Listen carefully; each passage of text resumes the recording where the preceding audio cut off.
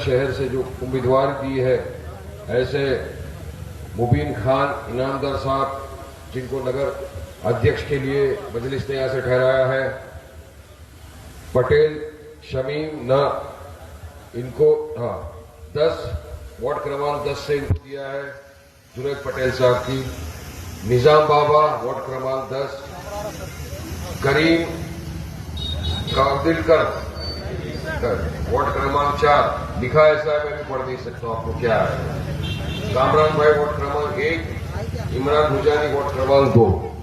मजलिस इत्तेहाद मुस्लिमीन ने उम्मीदवारों को यहां से ठहराया। यहाँ पे मेरे बुजुर्ग दोस्त, मेरे भाई और घर पर बैठ के सुनने वाली मेरी पर्दानशी माँ और बहनें, आज का ये जलसा एक इंतखाबी जलसा है, चुनावी जलसा। जैसा कि आप तमाम को पता है कि बोकर में चुनाव है, महाराष्ट्र में चुनाव है, नगर परिषद के वोटिंग होनी है, 2 दिसंबर के दिन पोलिंग है। और जिस तरह मुख्तलिफ सियासत पार्टियों ने अपने अपने उम्मीदवारों को ठहराया, इसी तरह मजलिस इत्तेहाद मुस्लिमीन ने यहां से ये हमारे 5 नगर सेवक के लिए और 1 नगर अध्यक्ष के लिए टिकट दिया है। अल्हम्दुलिल्लाह आपकी यहाँ मौजूदगी इतनी बड़ी तादाद में देखकर एक चीज का मुझे यकीन है कि इंशाल्लाह 2 तारीख के दिन आप तमाम उतर के आएंगे और मजलिस के हक में वोट देंगे और पतंग के बटन को दबाकर इनको जिताएंगे। क्योंकि बहुत सारी वजहात आप तमाम जानते हैं, इतने वर्षों से आपने तमाम सियासत पार्टियों को वोट देकर आजमाया। आप जिनको अपना रहनुमा बना के घूम रहे थे, जिनको वोटों से नवाज रहे थे, जिनको सेक्युलर समझ के आपने इक़्तिदार की कुर्सी पे बिठाते रहे इतने वर्षों तक, जिनको मानते रहे यही है हमारे सब कुछ, यही है यहाँ के सब, ऐसे जो थे, जो मुसलमानों का सेक्युलरिज्म के नाम पे वोट लिया, अपनी राजनीति को चमकाया, महाराष्ट्र के मुख्यमंत्री भी एक मर्तबा बन गए, वो अब कहां चले गए आप तमाम को पता है। वो जाकर अशोक चौहान साहब बीजेपी की गोद के अंदर बैठे हुए हैं। ये वही है, इनको इतनी नफरत है मुसलमानों से कि हमारे भाई मोइन साहब के खिलाफ कम से कम 5-6 झूठे मुकदमे कर उनको जेल में डाला, क्योंकि मोइन साहब आपके लिए लड़ रहे थे, हक इंसाफ की लड़ाई लड़ रहे थे। उनसे देखा नहीं गया कि कोई मेरे आगे कैसा जा सकता है, मैं तो करप्शन में डूबा हुआ आदमी, उनका तो रिकॉर्ड है सबके सामने, मैं नहीं बोलता। वहां क्यों चले गए? यहां थे जब तक करप्ट, और बीजेपी में जाते ही वॉशिंग पाउडर निरमा की तरह धुले, एकदम वॉशिंग मशीन में साफ सुथरे होकर जाके बैठ गए। एकदम वॉशिंग मशीन की धुलाई होती है उस तरह से साफ सुथरे बने। और अभी यकीन मानिए, हमारे लिए एक तरफ ये बीजेपी, ये अजीत पवार की एनसीपी, शिंदे साहब की शिवसेना है, तो दूसरी तरफ कांग्रेस है, ये शरद पवार साहब है, अन्य सेक्युलर नाम के जो पर पार्टियां हैं वो सब दूसरी तरफ। हमारी लड़ाई दोनों से है, हम न इसका हिस्सा है न हम इनके अलायंस के अंदर है। इनके लिए जो सेक्युलर पार्टी है, इनके तो पॉलिटिकल अनटचेबल्स है। इनको ऐसा है कि नहीं भाई, हमको क्यों जाए ओवैसी साहब के साथ, वो तो हक की बात करते हैं, इंसाफ की बात करते हैं, डेवलपमेंट की बात करते हैं, विकास की बात करते हैं। हमको तो ये सब नहीं करना है, हमको तो सिर्फ अपना काम बनता चुनाव के पहले, भाड़ में जाए जनता चुनाव के बाद। अजान हो रही है अभी, जरा बात बता के, और हमको बीजेपी की बी टीम बोल रहे थे। आज पूरी की पूरी बीजेपी की ए टीम बन के एक बैनर पे आ गए, महाराष्ट्र में चुनाव लड़ रहे, मतलब चुनाव के लिए, वोट के लिए कुछ भी कर लेंगे, किसी भी हद तक गिर जाएंगे। और किसके साथ आप जा रहे हो? शिंदे साहब। एक बात याद दिलाऊंगा मैं आपको, मुसलमान हर चीज बर्दाश्त कर लेगा, लेकिन अपने हुजूर की शान में गुस्ताखी किसी भी कीमत पे बर्दाश्त नहीं करेगा। वो हुजूर जिसके सदके तुफैल में अल्लाह सुब्हानहू तआला ने पूरी कायनात को बनाया, रहमतुल आलमीन बना के भेजा दुनिया में, हुजूर की शान में गुस्ताखी की थी एक जन ने। मैं उसका नाम अपनी जुबान से नहीं लेता, नापाक हो जाएगी मेरी जुबान अगर उसका नाम लूंगा। वो गुस्ताख रसूल, हमने तो रैली निकाल दी थी औरंगाबाद से यहां तक उसके लिए एफआईआर करने के लिए। हम तो ये चाह रहे थे कि इसको अरेस्ट किया जाए, सलाखों के पीछे डाला जाए, कानूनी कार्रवाई की जाए, इसको पूरी तरह से सजा मिले। वो तो नहीं हुआ, मगर यही शिंदे साहब जो आज कांग्रेस के साथ गठबंधन का हिस्सा है, उन्होंने इस गुस्ताखे रसूल को अपने साथ स्टेज पर बिठाया और पूरे मंच से कहा कि मैं देखता हूं कि इनके बाल को भी कौन हाथ लगा सकता है, कौन इनको अरेस्ट कर सकता है। बहरहाल बाल को तो हाथ कोई नहीं लगा सकता था उनके, क्योंकि वो तो है गंजे, इसकी बात है गंजा। उसके साथ ये गठबंधन में आए, तो क्या हम ऐसे इंसान को, ऐसी पार्टी को वोट देंगे जो डायरेक्ट उस शख्स के साथ मिले हुए हैं जो गुस्ताखे रसूल का समर्थक है? अब आपके पास फैसला करना है आपको, या तो आप ये जो गुस्ताखे रसूल को सपोर्ट करती है पार्टी कांग्रेस, उसका समर्थन करें, या ये वारिस पठान जो आशिक रसूल आपके सामने खड़ा है उसकी पार्टी का समर्थन करें। सोचना आपको, फैसला आपको करना है। देखिए, मैं एक बार साफ कर दूं, मैं मेरे हुजूर के नाम से कोई या सियासत नहीं करने आया, अल्लाह मुझे माफ करे, मैं सियासती बात नहीं कर रहा हूं, हकीकत बात बता रहा हूं। मेरे जज्बात आपके सामने खोल कर रख रहा हूं, मेरा दिल आपके सामने खोल कर रख रहा हूं, क्योंकि मुझे ठेस पहुंची है कि ऐसे लोगों के साथ लोग जा रहे हैं और हमारे मुसलमान भाई भी बिक चुके हैं, ईमान का सौदा कर दिया सिर्फ कुर्सी की लालच में, सिर्फ वोट की लालच में, और चले गए उसके साथ जो गुस्ताखे रसूल का समर्थक, इनके साथ जाएंगे। मुझे यकीन है कि होकर का तो मेरा कोई भी मुसलमान ऐसी पार्टी के साथ न कभी गया था, न इंशाअल्लाह ताला बढ़ते दम तक कभी जाएगा जो गुस्ताखे रसूल का समर्थक है। तो आइए फिर ऐसे के साथ आइए ना जो आपके साथ खड़े हुए हैं, ईमान रखते हैं, दिल के कलमा दुआ को भाई है आपका, नेक नियति के साथ काम कर रहे हैं। वो फ्रॉड लोगों के साथ मत जाइए जो आपके बीच में घूम रहे हैं, और मुझे तो पता चला कि भी सट्टा बाजारी, मटका बाजारी, तमाम दुनिया भर के धंधेबाज आदमी है जो आपके,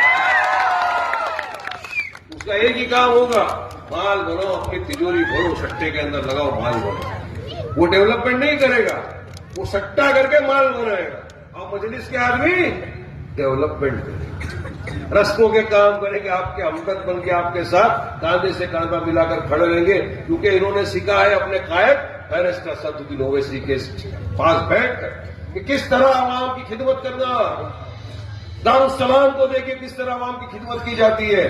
आज हर शोबे पे आपकी हमारी अगर कोई आवाज बना है तो कोई और नहीं, मेरा आपका कायद बैरिस्टर सदरुद्दीन ओवैसी। जब ट्रिपल तलाक का मसला आया, आपके हमारी हक की लड़ाई के लिए खड़ा हुआ ओवैसी साहब, बाबरी को हमारी शहीद कर दिया, आपके हमारे हक की लड़ाई के लिए खड़ा हो गया ओवैसी साहब। जब दादरी में बेगुनाह बेकसूर मुसलमान को सिर्फ शक की बुनियाद के ऊपर JSR के मॉब लिंचिंग करके मार दिया गया, ये सब तथाकथित सेक्युलर पार्टी वाले मुंह में दही जमा के बैठे थे, आपकी हमारी लड़ाई लड़ा तो बैरिस्टर सदरुद्दीन ओवैसी साहब लड़ा। और अब जब बीजेपी ने हमारी वक्फ की जो जमीन है ना, ये अल्लाह की अमानत है, इस पे हमारे मजलूमों का, यतीमों का, हमारी बेवाओं का अधिकार है। बीजेपी की नीयत में खोट आई, उन्होंने एक कानून निकाला जिससे हमारे मदारिस, हमारे मस्जिद, हमारी खानकाहों को खत्म कर दिया जाए। बीजेपी उनको हड़प करना चाहती थी कानून। जब ये कानून पेश हुआ पार्लियामेंट में, जब ये कानून पार्लियामेंट में पेश हुआ, उस वक्त भी तमाम तथाकथित सेक्युलर पार्टी के नुमाइंदे मौजूद थे वहां। उनको पता था ये कानून मुसलमानों की जमीनों को छीन लेगा, मदारिसों को छीन लेगा, इनके जो खानकाहें छीन लेगा, मस्जिदों को छीन लेगा, सब पता था इनको, मगर फिर भी खामोश बैठे थे। लेकिन जिसके दिल में दर्द होता है, खौफ खुदा होता है, मेरा कायद बैरिस्टर सदरुद्दीन ओवैसी का खड़ा हुआ और उस काले कानून को तार तार करके फाड़ के फेंक दिया पूरे हवा में। ये होता है जिगर, ये होती है मोहब्बत, ये होती है दिल के अंदर जो एक तड़प कि नहीं, मैं बेइंसाफी नहीं होने दूंगा, मजलूमों के साथ बेइंसाफी ना हो। तो जो शख्स, जो जमात हर शोबे पे हर वक्त आपके साथ खड़ी है, दादरी पे, बाबरी पे, ट्रिपल तलाक पे, वक्त के ऊपर, हर चीज पे आपके साथ, आपके इंसाफ के लिए लड़ाई लड़ने वाला कोई है बैरिस्टर सदरुद्दीन ओवैसी, तो क्या आपका हमारा फर्ज नहीं बनता कि हम भी उनकी ताकत को मजबूत करें? अरे हम तो मुसलमान है, वो अगर हमको कोई एक गिलास पानी पिलाता है तो हम उसको दुआ देते हैं, अल्लाह तेरा भला करे या तेरा अच्छा हो। तो जो शख्स हमारे इंसाफ के लिए लड़ रहा है, हमको हिस्सेदारी दिलाने की बात कर रहा है, हमारे हक इंसाफ के लिए हर दिन लड़ता भिड़ता है, तो क्या हमारा फर्ज नहीं बनता कि हम उसके साथ जाए, काम करे हमारा ओवैसी? तो फिर आपके मेरे वोट का असली हकदार भी तो ओवैसी हुआ ना। इनको वोट देने की मुझे एक कोई वजह बता दो, चलो कि आप इनको वोट क्यों देना चाहते हो, क्यों ओवैसी साहब को वोट नहीं देना चाहते? कौन सा ऐसा काम कर लिया इन्होंने आपके लिए, बताओ मेरे को। सवाल करता है वारिस पठान खोकर की आवाम से, खड़े होकर मंच से, कि मुझे बता दो कौन सा इन लोगों ने ऐसा काम किया है जो काम बैरिस्टर असदुद्दीन ओवैसी नहीं कर सकते अच्छी रीत से, बताओ मेरे को। कोई काम नहीं किया है। तो सोचो, अपने दिमाग के ऊपर भी थोड़ा सोचो।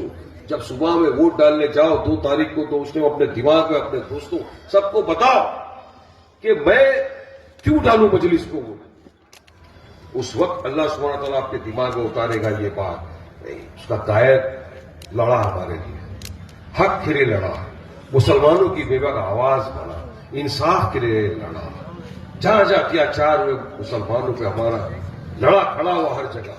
ये सोचना, फिर सोचना इनके बारे में कि मैं इनको वोट क्यों दूं, क्या क्या इन्होंने हमारे लिए, हमारा इतना सालों वोट लिया सेक्युलरिज्म के नाम पर, इक्तेदार पे आए, चीफ मिनिस्टर बन गए, सब कुछ हो गया, लेकिन जब जैसा मौका मिला मौका परस बन के सीधे बीजेपी की गोद में जाकर बैठ गए। और आज जो ये उम्मीदवार भी दिए जा रहे हैं, ये उम्मीदवार भी उन्हीं की दे रहे, वही दे रहे हैं आपको यहाँ पे उम्मीदवार। ये जो उम्मीदवार दिए जा रहे हैं अपोजिशन साइड से, बाएं से, आए से, ये कोई वहां से नहीं आए, अशोक साहब के घर से ही सब जगह पर्चे बढ़ रहे हैं, यही दे रहे हैं सब। और टारगेट क्या है, कुछ भी हो जाए, मजलिस को हराना है। अरे सीमांचल में भी यही किया, वहां पर भी यही, बस एक ही काम करो, ओवैसी को गाली दो, मजलिस को हराना, ओवैसी को गाली दो, मजलिस को हराना। मगर सीमांचल की आवाम ने इत्तेहाद पैदा किया, मुत्तहिद हुए, अपनी सफों में से दरार को खत्म कर दिया, एक साथ असद ओवैसी साहब की कयादत के एक अल्फाज पे लब्बैक का आगे बढ़े, 10 लाख वोट दिया, हमारे 5 उम्मीदवारों को जिता के पटना की असेंबली के अंदर भेजा। ये जब मुत्तहिद हो जाते हैं ना, तो कोई ताकत हरा नहीं सकती, क्या भी आपको यही करना पड़ेगा, मुत्तहिदा तौर से इत्तेहाद पैदा करना होगा, वरना उनपे नहीं लगता है वो बटोगे तो कटोगे या सटोगे।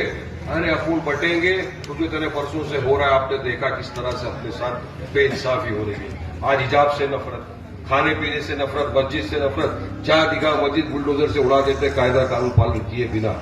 कोई बोलने वाला नहीं हमारी तरफ से, कोई नहीं। अगर कोई है वाहिद शख्स, हमारा आपका कायद असद ओवैसी है, उसकी ताकत को मजबूत करो, मैं ये बोलना चाह रहा हूं। एक दीवाना वारिस पठान इतनी दूर से आया है भोकर में, मेरे भाई सैयद मोइन के, मेरे भाई लाला के बोलने से, आइए वारिस भाई, पैगाम तो जमात का, मैं आपके सामने जमात का पैगाम दे रहा हूं, ये पैगाम है आपके लिए। और यकीन मानिए कि पठान की जुबान आड़े तड़े की जुबान नहीं है, और एक बार मैंने कमिटमेंट कर दी, उसके बाद तो मैं अपने आप की जुबान दे रहा हूं कि अगर हमारे उम्मीदवार जीत के जाएंगे, इंशाअल्लाह ताला आधी रात को फोन करेंगे, आदि साहब कहाँ है, आपके लिए दौड़ के आएगा। आधी रात को आप फोन करेंगे, नगर सेवक कहाँ है, आपके लिए खड़े रहेंगे, आपके साथ कांधे से कांधा मिलाकर आपके बच्चों के लिए सड़कें बनाएंगे, विकास का काम करेंगे, सब करेंगे। लेकिन इनको अगर फोन करोगे तो क्या बोलेंगे, अभी मैच चालू है, सट्टा खेल रहा हूं मैं, रुक जा, अभी बैटिंग में लगाया है, रुक जा, 3 ओवर बाकी है, 3 ओवर के बाद हार गया तो 3 साल तक दिखेगा, मेरे याद रखना मेरे। मैं जानता हूं, बहुत अपने जेब में रखता हूं ऐसे सट्टेबाज लोगों को, बहुत से आजू बाजू घूमते अपने, इनकी कोई औकात नहीं अपने बाजू में बैठी, वो आपके बीच में आए। फैसला आपको करना है, सट्टेबाज या मस्जिद वाला, चोर चकार या ईमानदार, गुस्ताखे रसूल के साथ जाने वाला या आशिक रसूल के साथ जाने वाला, फैसला आपको करना है। मैंने अपनी बात रखा है, 2 तारीख के दिन आप तमाम, एक गुजारिश, उतर के आइए मुत्तहिदा तौर से, फजर की नमाज पढ़िए, पाव वजू चाहिए पोलिंग स्टेशन की तरफ, और सोचिए जो वारिस पठान ने कहा कि क्यों हम असद ओवैसी साहब को वोट दें, सोचिए कि उनके उम्मीदवारों को हम जिताएं। यकीन मानो अल्लाह सुब्हानहू व तआला आपके दिल में बात डालेगा, और जब आप जाओगे वहां पे पोलिंग स्टेशन में, तो आप यहां वहां कहीं देखोगे नहीं, सिर्फ जहां पतंग है, पतंग, पतंग के बटन पे दबाओगे जोर से और पूरे भोकर के अंदर 2 तारीख को हर जगह हरी हरी हरी हरी हरी पतंग दिखेगी इंशाअल्लाह ताला और हमारे उम्मीदवार जीतेंगे। जीत आपकी होगी, भोकर के विकास की होगी, आपके बच्चों के आने वाले मुस्तकबिल की जीत होगी इंशाअल्लाह ताला।